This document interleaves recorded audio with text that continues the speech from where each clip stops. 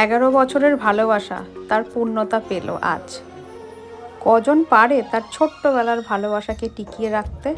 হ্যাঁ, পেরেছে অরিজিৎ আর মোনালিসা।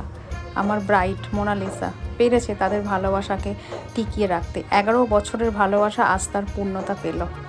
শুনেও খুব ভালো লাগছে আর দেখেও খুব ভালো লাগছে যে একে অপরের সাথে একইভাবে আজও আছে।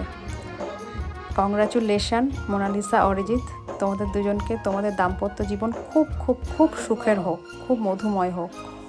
আজকের ডেট পর্যন্ত আমার কাছে যতগুলো বুকিং এসছে সমস্ত বুকিং নয় কারোর রেফারেন্স থেকে এসছে, আর নয়তো ব্রাইট নিজে আমাকে ফেসবুক ইনস্টাগ্রাম থেকে আমার কাজ দেখে আমাকে পছন্দ করে বুকিং করেছে।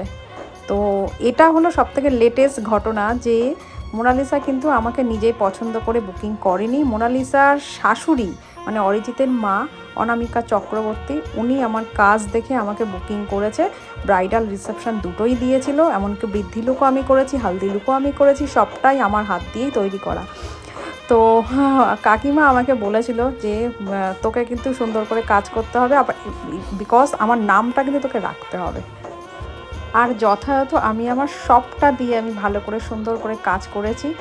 আর এই লুকটা অলমোস্ট সকলের পছন্দ হয়েছে, সকলের। মানে আমি ওই বিয়েবাড়িতে অ্যাটেন্ড ছিলাম, আমার নেমন্ত্রণ ছিল আমার। তো আমাকে লোকে ডেকে ডেকে জিজ্ঞাসা করেছে, ডেকে ডেকে প্রশংসা করেছে, মানে সত্যি জাস্ট কিছু বলার নেই। তো কাকিমা, আমি তোমার মুখটা আশা করি রাখতে পেরেছি। এমনকি ব্রাইডের মা মানে মোনালিসার মা আমাকে এসে বলছে, তুমি সকালে যে বৃদ্ধি লুক আর হালদি লুকটা করেছো, সকলে দেখে বলছে আমার মেয়েকে নাকি পুরো লক্ষ্মী ঠাকুরের মতন লাগছে, সরস্বতী ঠাকুরের মতন লাগছে।